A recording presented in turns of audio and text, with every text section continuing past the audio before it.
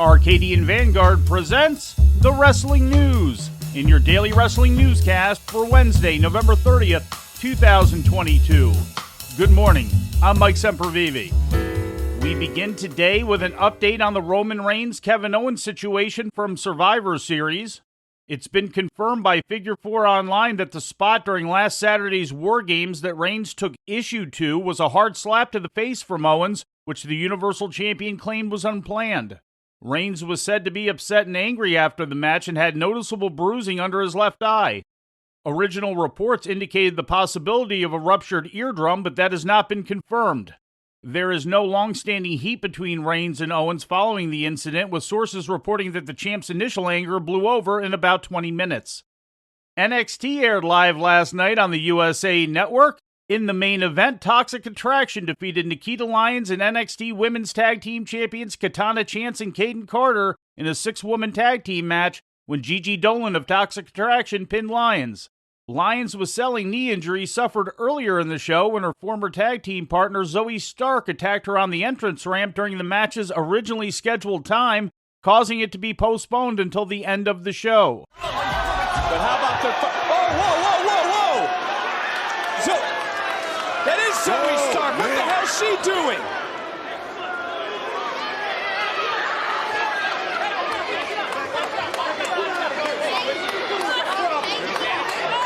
I'm not sure.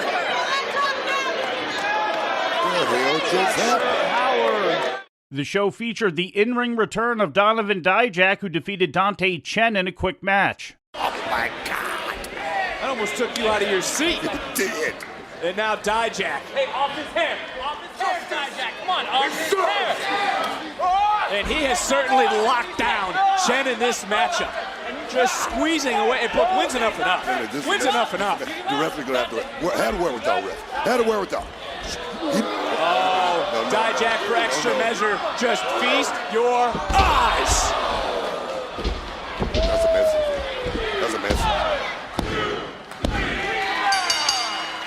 Dijak was last seen in the ring on the main roster as T-Bar of Retribution. Also on the show, NXT's Senior Vice President of Talent Development Creative Shawn Michaels assembled an expert panel consisting of the Road Dogg, X-Pac, Alundra Blaze, and Molly Holly to help select participants for the men and women's Iron Survivor Challenge matches set to take place December 10th at the NXT Deadline Premium Live event. Final choices of participants have yet to be announced. In other results from NXT, Grayson Waller beat Duke Hudson, Von Wagner pinned Malik Blade, Julius Creed defeated J.D. McDonough by disqualification, Roxanne Perez defeated Indy Hartwell, Axiom beat Javier Bernal, and Kiana James topped Fallon Henley. More information on Brian Kendrick's involvement with WWE. It was reported on Wrestling Observer Radio yesterday that SmackDown Women's Champion Ronda Rousey specifically requested Brian Kendrick as her trainer for her Survivor Series title defense against Shotzi last weekend, and WWE honored her request. Kendrick and Jason Jordan were both listed as producers for the match. Kendrick was Rousey's original pro wrestling trainer when she first broke into WWE in 2018.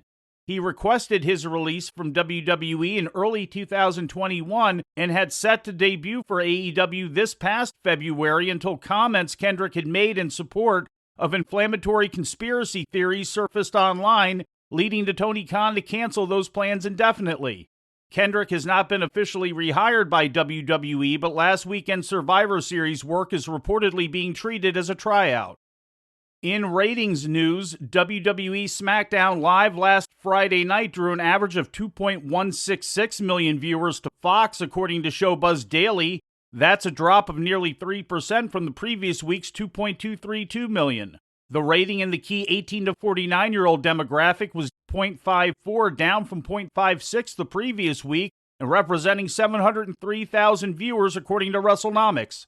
The show dropped from the top spot on network TV for the day in the Target demo, falling to 5th place with the Florida State football game on ABC coming in first. The taped afternoon edition of AEW Rampage, which aired last Friday, drew 411,000 viewers to TNT, according to Showbuzz Daily. That's down from the 445,000 for the previous week's taped episode. The rating in the key 18 to 49 demographic was down 21.42% from the previous week, falling from 0.14 to 0.11 according to WrestleNomics. That equates to 148,000 viewers in the demo. The show tumbled in the key demo for the evening on cable TV, falling from 17th place to the number 43 position. In Impact Wrestling news, Impact and combat sports streaming platform DAZN have entered into a multi-year agreement, according to an announcement from Anthem Sports and Entertainment, Impact's parent company. The international distribution partnership kicked off yesterday and now brings Impact programming to more than 170 countries, including the UK, Ireland, France, Spain, Italy, Japan, Brazil, and the Netherlands. The deal includes Impact's weekly TV programming plus pay-per-views and access to select classic content from Impact's video archives. Said Impact Executive Vice President Scott D'Amore, quote, DAZN is a global leader in premier sports programming, and we are proud to partner with them as we expand Impact Wrestling's international reach even further, end quote. Last night at Arena Mexico, the main event of CMLL's Tuesday night show saw Espinay, Fugaz, and Star Black defeat CMLL World Trios champions Gemelo Diablo 1, Gemelo Diablo 2, and Sagrado in a non-title match 2-1. New Japan Pro Wrestling's World Tag League Tour continued this morning at the Twin Messe Shizuoka. Today's show featured all heavyweight tag team matches, and the winning teams included Bad Luck Fale and Chase Owens, Minoru Suzuki and Lance Archer, Mark Davis and Kyle Fletcher, Hiroshi Tanahashi and Toru Yano, and Shane Haste and Mikey Nichols. New Japan returns to action on Friday in Osaka with a show featuring both heavyweight and junior heavyweight league matches.